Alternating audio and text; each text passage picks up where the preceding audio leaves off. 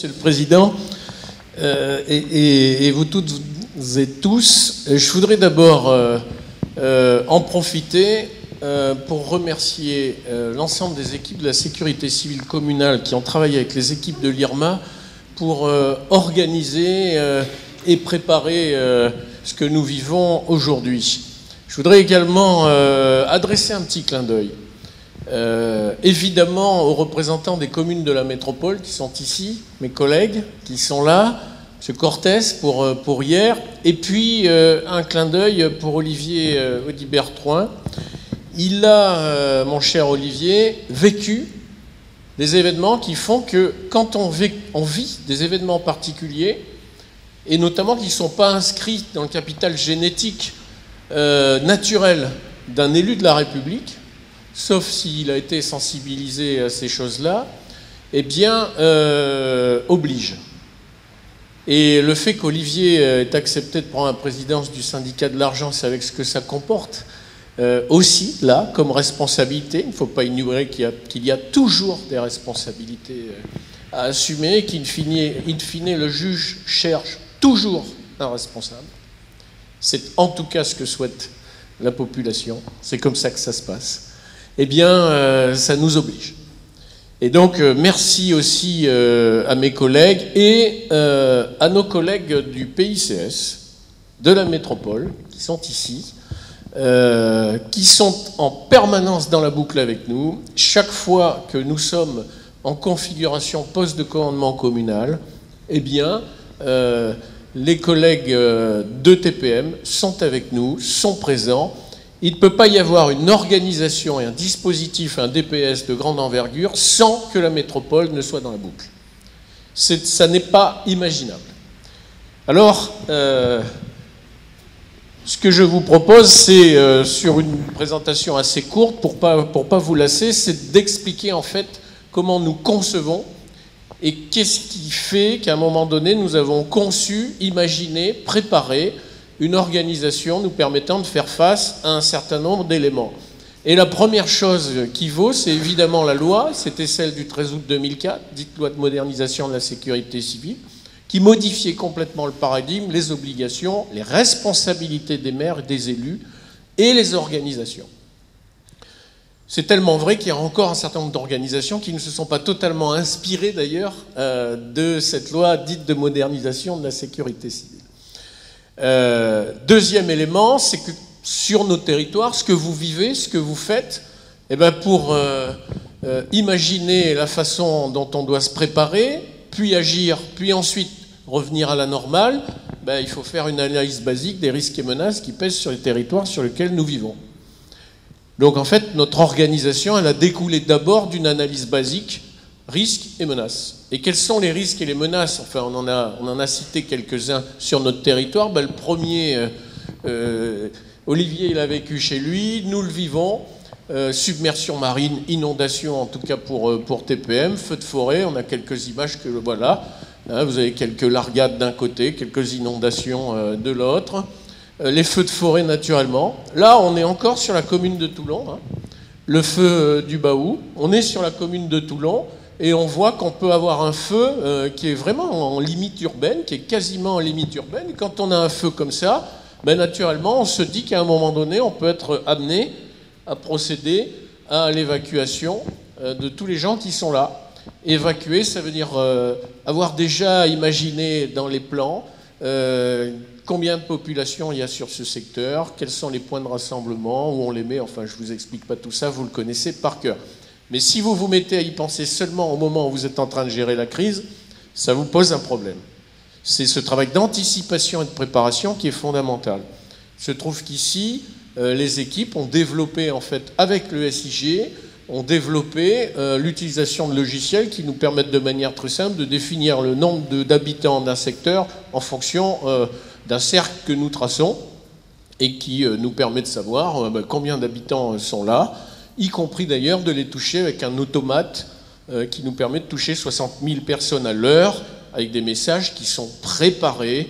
On ne décide pas d'un message que l'on envoie quand on est en gestion de crise en gérant la crise. On a préparé la nature des messages car chaque mot est important. Et quand vous envoyez vos messages sous forme de SMS, vous avez une limitation. Quand c'est phonique, vous êtes aussi limité. Mais ce qui est important, c'est que chaque mot doit être pesé pour éviter soit que les gens se disent ça n'a pas d'importance, soit inversement qu'ils se disent c'est très important, je vais chercher mes enfants à l'école et je m'en vais. Et c'est évidemment la dernière chose à faire. Car s'ils vont chercher leurs enfants à l'école, ils saturent le réseau. Si vous saturez le réseau autoroutier, vos moyens d'intervention, eux, vont avoir beaucoup plus de mal à arriver. Et ce que nous essayons de faire dans les gestions de crise, c'est de faire en sorte, par exemple, que les tuyaux qui permettent d'accéder aux structures hospitalières de la métropole soient libérés. C'est pour ça qu'à partir de ce PC, nous maîtrisons l'ensemble des outils de régulation de circulation et que, dans la description que je vais vous faire, lorsque le maire ou votre serviteur décide qu'on doit libérer les axes qui conduisent des casernes de pompiers en direction des structures hospitalières, le trajet ait lui-même été défini et les feux soient synchronisés pour faire en sorte qu'on ait une liberté de passage totale, à la fois pour les structures de secours, les vecteurs, ambulances, etc. Donc, risque majeur, on a ici, à 500 mètres de l'endroit d'où nous parlons, en fait, 7 centrales nucléaires. Donc quand vous faites l'analyse des risques et menaces, et que vous avez à 500 mètres d'ici 7 centrales nucléaires, vous vous dites que naturellement, au-delà même des exercices qui sont réalisés, mais les exercices ont une portée, les exercices ont souvent une portée, y compris pour les services spécialisés de la défense, pour travailler sur les notions de cinétique lente, pour savoir comment va évoluer un incident sur un sous-marin nucléaire ou un porte-avions. Mais il y a forcément un temps où la collectivité doit être totalement associée. À partir du moment où on dit on prévoit soit le confinement, soit l'évacuation, si vous n'avez pas l'outil communal, si vous n'avez pas un service de sécurité civile communal, si vous n'avez pas un travail collectif avec les sapeurs-pompiers qui sont dans votre poste de commandement, avec la police nationale dans votre poste de commandement, avec la gendarmerie maritime dans votre poste de commandement, avec la police municipale avec vous, il y a un certain nombre d'éléments que vous ne pourrez pas contrôler. Et le rôle du DOS, c'est bien ça. C'est à un moment donné de dire, ok, on donne le top parce qu'avec le COD, il a été considéré qu'il fallait procéder au confinement. On donne le top, confinement ou évacuation, mais ça veut dire qu'on a évidemment préparé tous les lieux d'évacuation depuis bien longtemps. Et qu'on sait très bien que quand on procède à l'évacuation, la plupart des gens ne vont pas là où vous souhaitez qu'ils aillent. Et nous, en France, un peu comme quand on a mis en place la vaccination H1N1, on n'a pas compris qu'on avait un réseau en France maillé avec des médecins et des infirmiers installés un peu partout en libéral qui pouvaient assurer la vaccination. Nous, on a inventé un système génial qui a coûté des millions aux gens et dont le taux de couverture a été ridicule. Mais c'est tout à fait made in France. Ce qu'il faut, c'est réussir à être souple et inventif, surtout quand on a peu de moyens financiers. Et donc souple et inventif, c'est quoi? C'est de se dire que de toute façon, une grosse partie des gens vont s'évacuer tout seuls.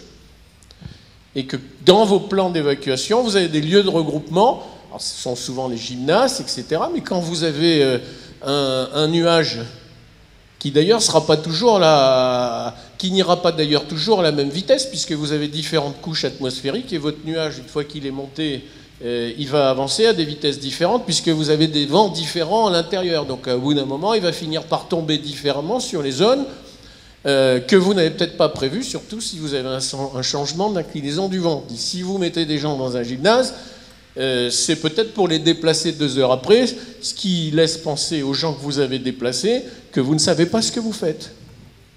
Et donc vous venez rajouter de l'interrogation à la crainte. Donc tout ce travail-là, c'est un vrai travail de préparation et que nous ne pouvons pas mener si nous le faisons seuls. Et ce qu'il faut bien comprendre, c'est que la force, pour peu qu'on considère que ce soit une force, mais en tout cas, ce qui donne à cette organisation sa capacité à mieux réagir, c'est qu'en fait, tout est totalement décloisonné. Vous avez vu la présence du préfet tout à l'heure, et pas anodine. Le préfet ici, dans ce poste de commandement, il est chez lui. il est comme un poisson dans l'eau. Nous avons passé des soirées entières assis côte à côte pour gérer, oui Olivier, pour gérer un certain nombre de dispositifs, soit lui, soit son directeur de cabinet, avec l'ensemble des équipes. Donc, si on décloisonne, on a forcément, la notion d'intercommunalité, à travers de la métropole. Si on décloisonne, on a forcément avec soi les services de l'État. Si on décloisonne, on a forcément avec soi des DSP, gendarmerie, sapeurs-pompiers, etc., etc. Et tout ce monde est à l'intérieur de cette salle qui fait 300 mètres carrés. Et je reviendrai tout à l'heure sur la façon dont nous l'organisons.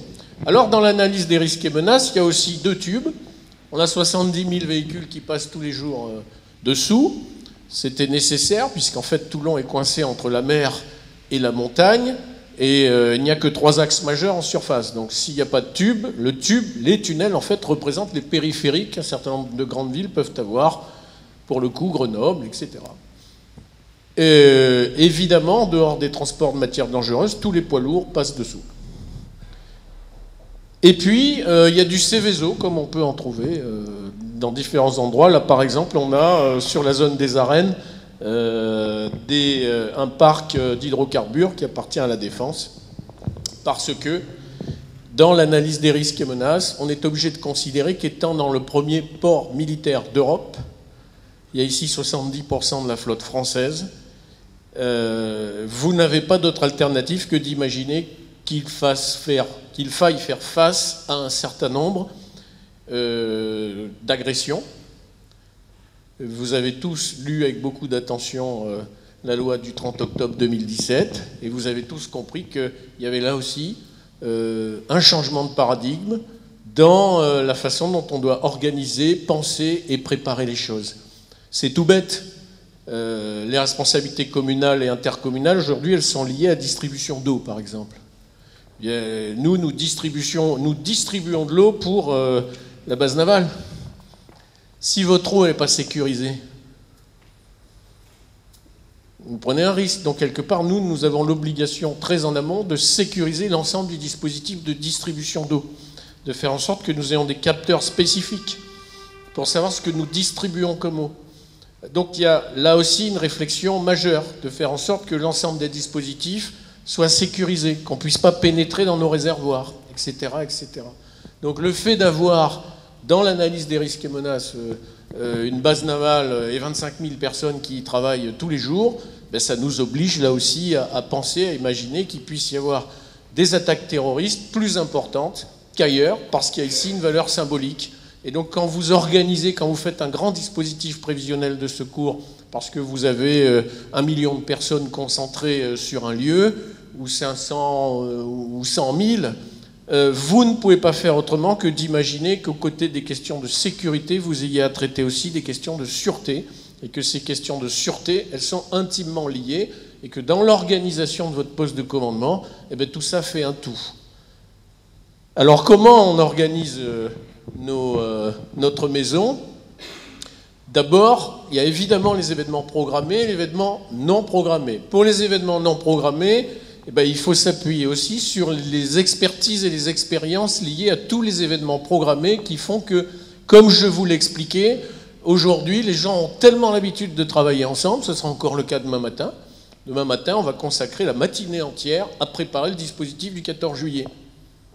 Pourquoi? Parce que, inévitablement, vous savez bien que le 14 juillet a une valeur symbolique. S'il a une valeur symbolique dans le contexte de lutte contre le terrorisme que nous vivons et que nous allons vivre pendant une 15 ou 20 ans encore, eh bien, il y a forcément à intégrer tous ces paramètres. Donc, tous les gens qui vont rentrer dans la fan zone où se déroule le défilé militaire, ben, il faut les contrôler. Il faut que la fan zone soit totalement étanche, etc., etc. Et un défilé militaire dans la première base navale européenne, c'est pas un défilé qui dure 20 secondes. Donc il y a du monde, et puis ensuite il y a un feu d'artifice à gérer avec des milliers de gens qui sont là, et donc pour lequel il faut assurer une fan zone maritime, une fan zone terrestre. Donc ça, c'est le travail préparatoire, et c'est ce que nous allons faire d'ailleurs demain matin, pour préparer le 14 juillet, dans cette configuration, où vous voyez vraiment, lorsque nous travaillons, vous voyez des uniformes divers et variés, où vous voyez que c'est vraiment un travail collectif. S'il n'y a pas de travail collectif, ça ne peut pas marcher. Et si tout le monde veut être le chef, ça ne peut pas marcher. Il faut simplement appliquer la réglementation, la loi, les choses sont définies, c'est facile, on sait qui commande, on sait qui rend des comptes, et on rend des comptes à celui qui commande. C'est comme ça que ça marche. Donc vous avez dans ce poste de commandement qui n'est pas armé en permanence. Vous avez un poste de commandement là, qui est un poste de commandement, vous le voyez, ces écrans qui nous servent évidemment, je parlais tout à l'heure de gestion des flux de véhicules, les 300 caméras qui sont sur la ville, elles sont traitées au quotidien par un CSU. Il y a un centre spécialisé avec la police municipale qui gère ça au quotidien. Mais quand on bascule en version poste de commandement communal, en fait, il suffit de sortir tout ça dans l'armoire, il suffit de tirer les portes, merci Monsieur Vacry, de sortir tout ça, et pendant qu'on organise, il faut à peu près 1 heure pour monter ce poste de commandement communal, on a la pièce que nous avions à la vue tout à l'heure,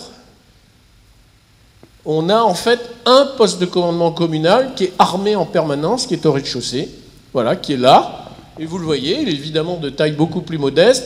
Là, c'est au moment d'un épisode neigeux que nous avons eu il n'y a pas si longtemps que ça, où finalement, vous avez un épisode neigeux, pour faire en sorte qu'il y ait une liberté de manœuvre totale pour les véhicules de secours, pour les engins de déneigement, etc., etc., en fonction d'axes que nous avions définis, on a passé avec les services techniques de la ville une grosse partie de la soirée à faire ce travail pour que, in fine, les gens ne se rendent compte de rien, que finalement la neige ne les ait pas perturbés. Voilà. Mais ça se fait aussi parce qu'à l'intérieur du poste de commandement communal, il faut qu'il y ait tous les services techniques. C'est fondamental. Les services techniques, souvent, vont vous trouver des solutions sur des points que vous n'auriez pas pu traiter si vous n'aviez eu que les services spécialisés. Et dans les services techniques, j'inclus naturellement le réseau de transport. Si vous avez la maîtrise du réseau de transport, vous avez la maîtrise de l'évacuation. Si vous avez la maîtrise du réseau de transport, vous pouvez faire en sorte, par exemple, d'évacuer vos gens, de les prendre avec votre réseau de transport, de les suivre et ensuite de les envoyer sur des parcs relais ou dans des zones que vous aurez prédéfinies.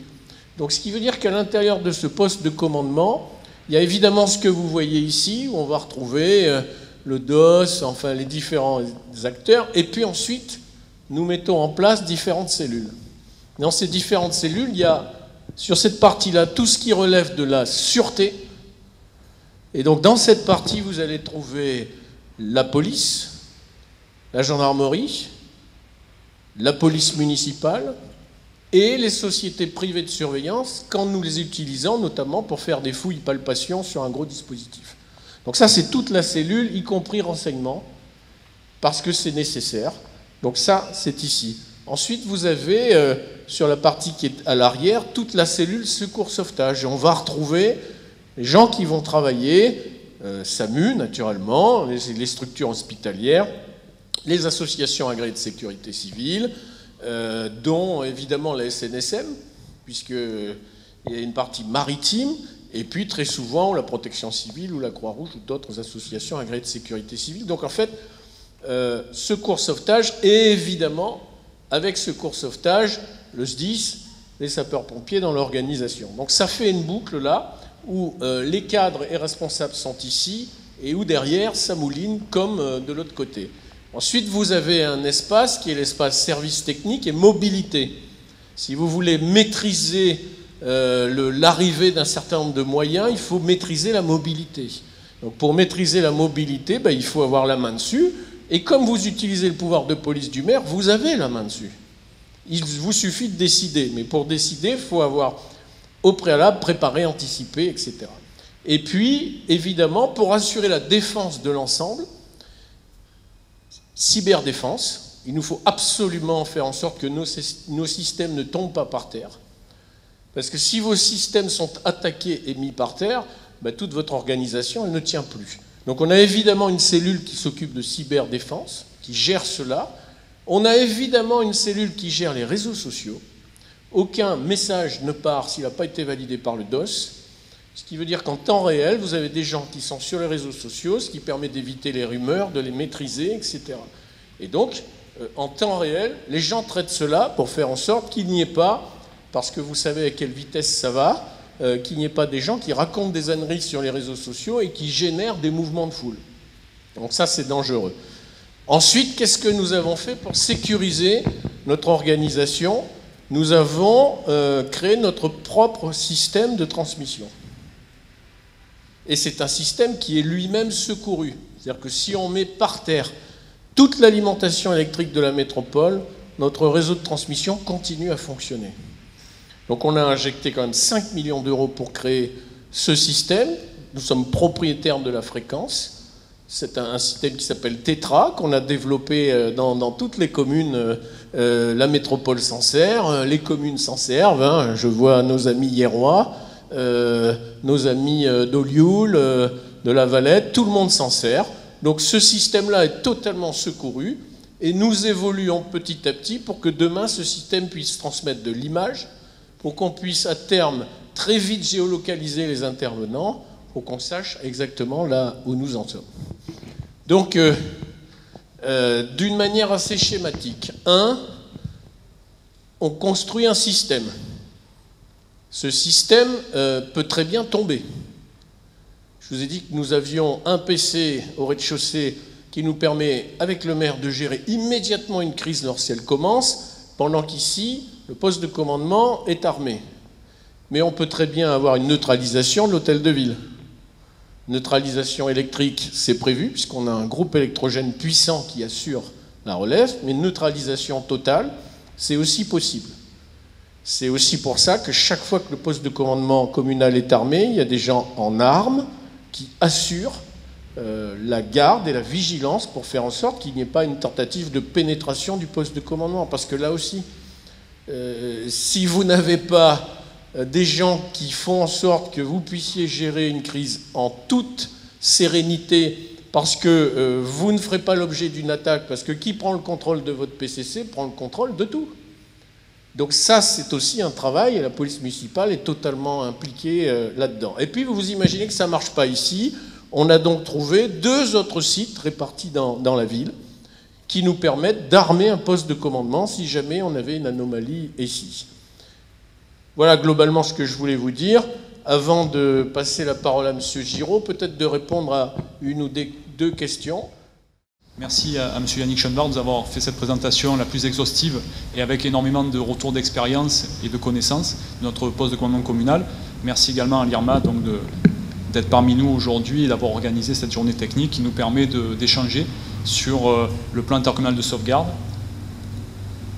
Également, comme l'a dit M. Schoenbart, on travaille de façon très, très étroite avec la direction du PICS de la métropole. Il va sans dire que ce beau territoire qui regroupe 12 communes et presque 430 000 habitants se doit donc d'avoir ce plan intercommunal de sauvegarde qui permet donc de mettre en œuvre des mesures efficaces de sauvegarde des populations tout en étant très étroitement liées aux plans communaux de sauvegarde.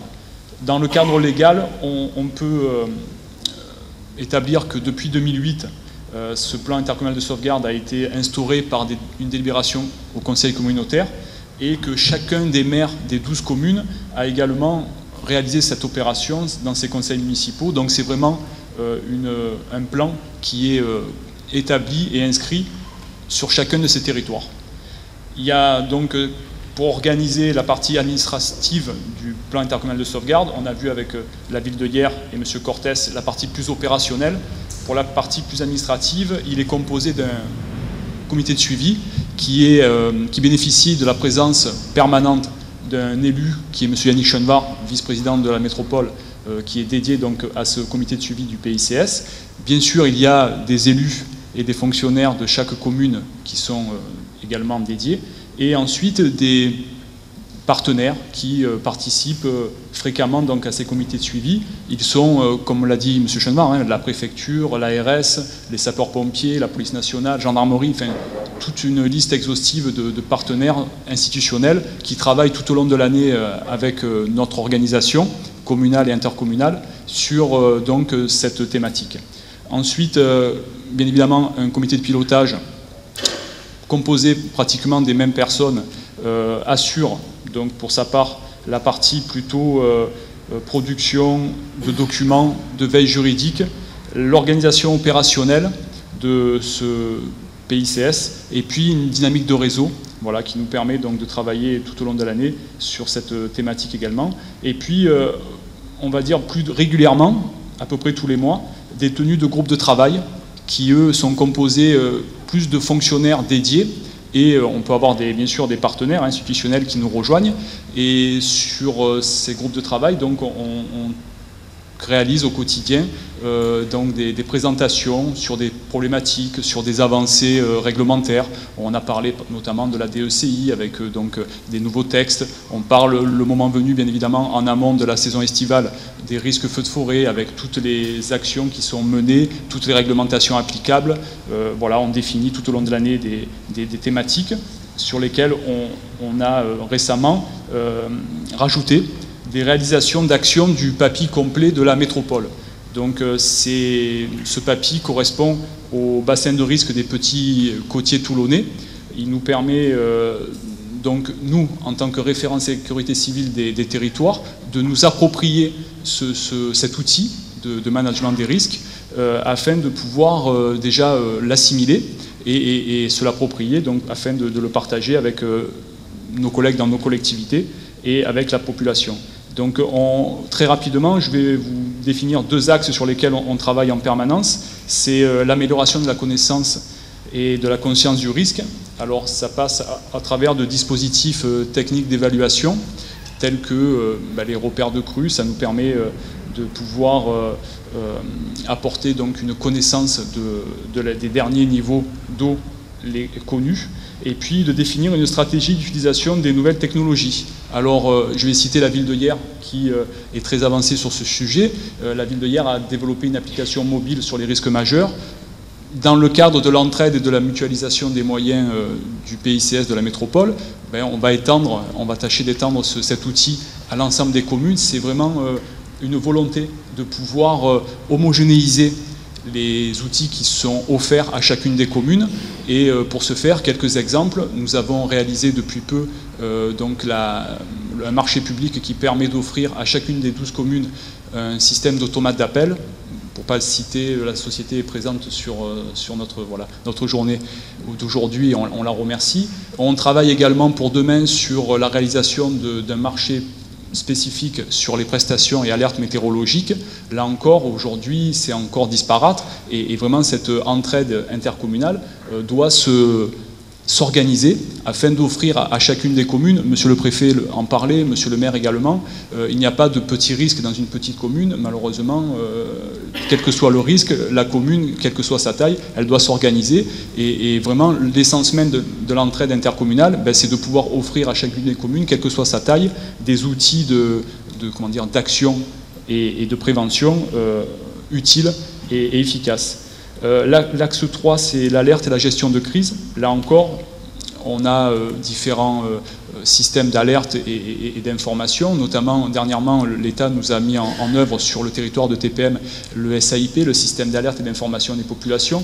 C'est un outil qui permet donc de pouvoir informer via un réseau de sirènes d'alerte la population d'un risque majeur. C'est très important parce que pour nous, c'est un premier maillon qui doit être connu de tous et on le répète nous au quotidien dans nos formations, plan particulier de mise en sûreté, c'est vraiment ces sirènes, ce sont des outils qui doivent être connus de tous et les consignes et les réflexes qui en découlent également compris et mis en œuvre par chacun. On a également dans ces plans le POMS, alors c'est le plan d'organisation de mise en sûreté des établissements. On va s'efforcer dans ce PAPI complet de s'axer donc sur déjà autant balayer devant sa porte, être certain d'avoir des POMS pour les bâtiments communaux, intercommunaux, et puis être aussi derrière sûr qu'on puisse mettre en place des PCA, des plans de continuité d'activité. Voilà, ce sont tous ces axes de travail sur lesquels on réfléchit avec l'ensemble des référents sécurité civile du PICS, et ça nous permet donc déjà de maintenir ce réseau, cette habitude de travailler ensemble. Là également, tout à l'heure, M. Giannoccaro parlait de la camaraderie qu'il y a avec M. Cortès, entre autres, mais avec l'ensemble des autres collègues. On se réunit fréquemment. De fait, on a l'habitude de travailler ensemble. On a aussi des connaissances de nos propres outils propres à nos collectivités. Et là encore, ça nous permet donc de bien puiser immédiatement les bonnes ressources. M. Schoenvar l'évoquait, il y a également sur la métropole un outil informatique qui est géré par la direction de la métropole, du PIX, qui permet de lister l'ensemble des plans communaux de sauvegarde des 12 communes et les moyens qui y sont associés. Donc l'ensemble du plan intercommunal de sauvegarde est détaillé dans cet outil informatique. Dernièrement, il y a eu aussi des réalisations, et je remercie Mme Crespin qui est présente, des réalisations d'installation de caméras qui nous permettent également de surveiller les cours d'eau, et ceci nous est très important pour observer et prévenir de tout incident. Pour rentrer un peu plus dans le concret, le PICS, alors il est en parallèle des plans communaux de sauvegarde. Vous aviez... Le président Dutroux avait posé la question. En aucun cas, le plan intercommunal de sauvegarde vient se superposer ou prendre la place du plan communal de sauvegarde. Le maire reste entièrement décideur sur sa commune. Il est le directeur des opérations de secours. Le plan intercommunal de sauvegarde se veut juste une assistance à une aide auprès de la commune sinistrée. Pour la métropole de TPM, c'est une articulation un peu peut-être particulière, mais en tout cas qui nous permet à nous d'avancer sereinement. Monsieur Yannick Schoenvar, qui est donc élu à la ville de Toulon, est également le vice-président dédié au plan intercommunal de sauvegarde, et on a cette articulation étroite entre le PICS MTPM et le PCS de la ville de Toulon, où nos deux directions se rencontrent fréquemment, et notamment M. Schoenvar venait d'en parler au poste de commandement communal, où nous travaillons quotidiennement, soit sur des dispositifs prévus de sécurité, soit sur des réalisations de sauvegarde de la population. Pour encore recentrer le débat et le propos, alors je vais revenir sur l'exemple d'entraide intercommunale qui a eu lieu le 18 et 19 janvier 2014. Je ne vais pas vous présenter la partie plus opérationnelle sur le terrain, mais vraiment vous dérouler l'organisation du PICS qui a permis d'apporter une aide à la commune sinistrée. Donc, comme le rappelait M. Brice Cortès, la ville de Hyères, au vu des éléments qui lui ont été transmis par les différents outils de prévention et de prévision météorologique, a mis en place son poste de commandement communal afin de faire face à tout risque éventuel.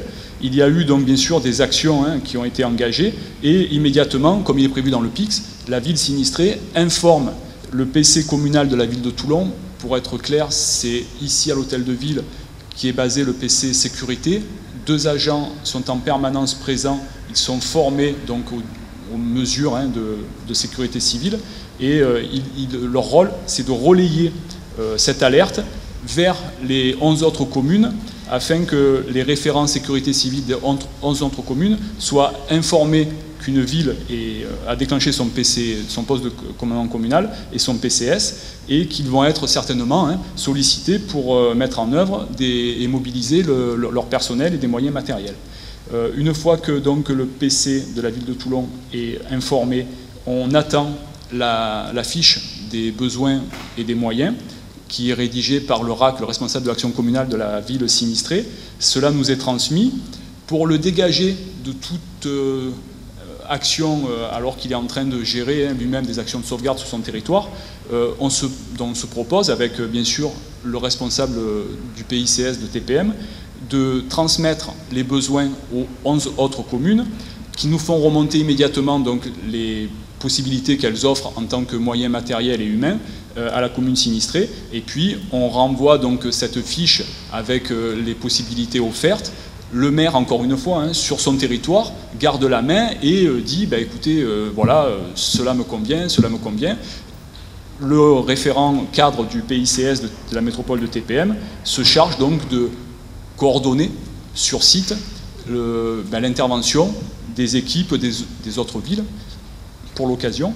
Et comme le disait donc M. Cortés, sur cette intervention de la ville de Hyères, il y a eu plusieurs dizaines donc alors que ce soit de l'épuisement, que ce soit du nettoyage, et puis plusieurs dizaines également d'agents mobilisés pendant plusieurs jours. Juste un point qui me semble important, c'est de vraiment spécifier cette entraide intercommunale, parce qu'on peut avoir une ville sinistrée, mais un maire d'une autre commune va se délester de ses moyens propres. Donc il y a vraiment un courage et puis une volonté d'entraide qui est importante, parce qu'on va mettre à disposition des moyens qui pourraient nous manquer dans un avenir proche. Donc il y a vraiment cette balance entre voilà, la solidarité et puis la défense de son propre territoire. Et c'est pour vous dire que ce n'est pas anodin. Quand voilà, des moyens sont proposés, ils ont été réfléchis, ils ont été pesés, et c'est un vrai plus, il nous semble, pour la ville sinistrée. Je vous remercie.